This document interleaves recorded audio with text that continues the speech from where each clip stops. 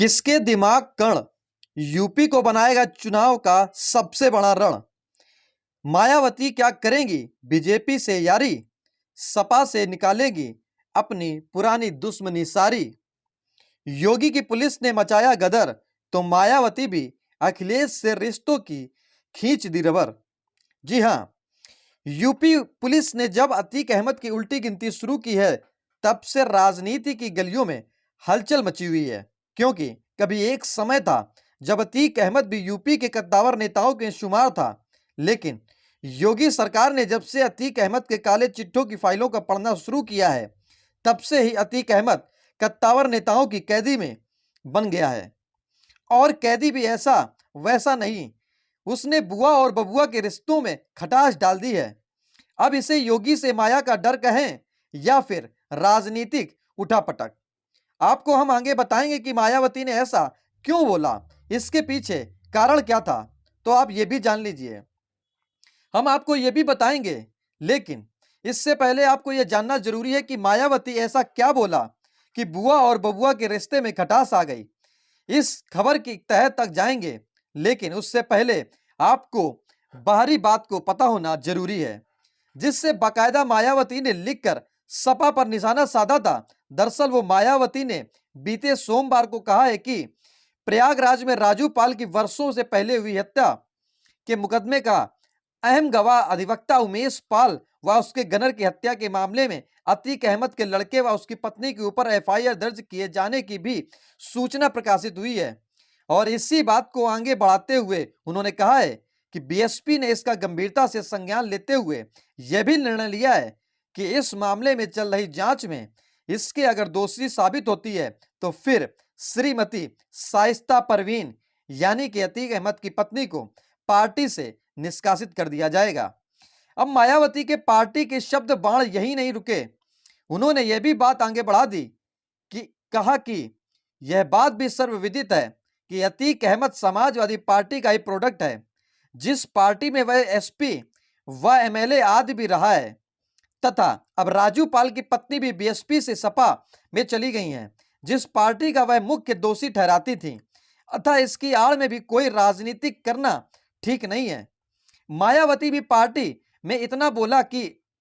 राजनीतिक के मंच पर शब्दों का बखेड़ा खड़ा हो गया, जिससे जिसको जहां मौका मिला उसने वहीं मायावती की पार्टी पर शब्द बाण चला दिए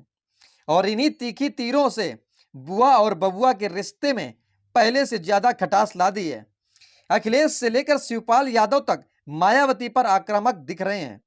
लेकिन मायावती के पार्टी से चलाया गया यह शब्दों की बौछार का सिलसिला यही नहीं रुका। इससे आगे और भी कहा गया कि इसके साथ ही यह भी विदित है कि किसी ना अपराध की सजा बीएसपी द्वारा उसके परिवार व समाज के किसी भी निर्दोष व्यक्ति को नहीं दी जाती, किंतु यह भी सच है कि पार्टी भी जाति व धर्म के आपराधिक तत्व को बढ़ावा भी नहीं देती। मायावती और उसके पार्टी के द्वारा बयानों के बाद सोशल मीडिया पर शब्द तीरों की बौछार आ गई। लोकतंत्र का हाथ पकड़े लोग सोशल मीडिया को माध्यम बनाकर मायावती के किरदार के योगी की डर की बात कह रहे हैं, क्योंकि अतीक अहमद का रिश्ता सपा और बसपा दोनों से रहा है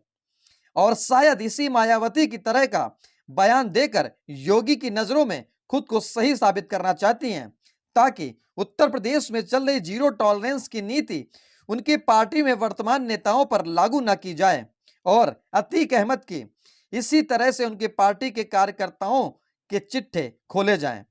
लेकिन खैर, जब उमेश पाल हत्याकांड के दोषी को पुलिस ने अपने बंदूक का निशाना बनाया है तब से राजनीति हलचल और तेज हो गई है और लोग फिर से मायावती की एक नए बयान का इंतजार कर रहे हैं। हालांकि इलाहाबाद में जो अवैध प्रॉपर्टी अतीक अहमद ने बनाई है उसको लेकर बाबा का बुलडोजर पूरी तरीके से मुस्तैद है और कार्रवाई करने को भी तैयार है। तो क्या योगी सरकार से ये भी सवाल उठता है कि क्या उत्तर प्रदेश सरकार सारे अतीक अहमद जैसे अपराधियों पर बुलडोजर चलाएगी, या एक दूसरा मशवरा दिया जाए कि उनकी प्रॉपर्टी को एक सरकारी तब्दील में कर दिया जाए, जिससे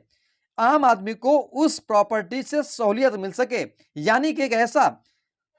छात्रावास बनाया जाए, अस्पताल बनाया जाए, या यूं कहें कि जन सुविधा केंद्र बनाया जाए कि प्रॉपर्टी उनकी नष्ट ना की जाए, जिससे सरकार और देश का नुकसान ना हो। इस वीडियो में इतना ही। अगर आपको वीडियो समझ में आया हो तो लाइक कमेंट शेयर जरूर करें, और हाँ, आपने चैनल को नहीं सब्सक्राइब किया तो सब्सक्राइब करें और छोटी सी बेल आइकन को जरूर दबाएं, और हमारे फेसबुक, इंस्टाग्राम और ट्विटर पेज को भी फॉलो कर सकते हैं। नमस्कार।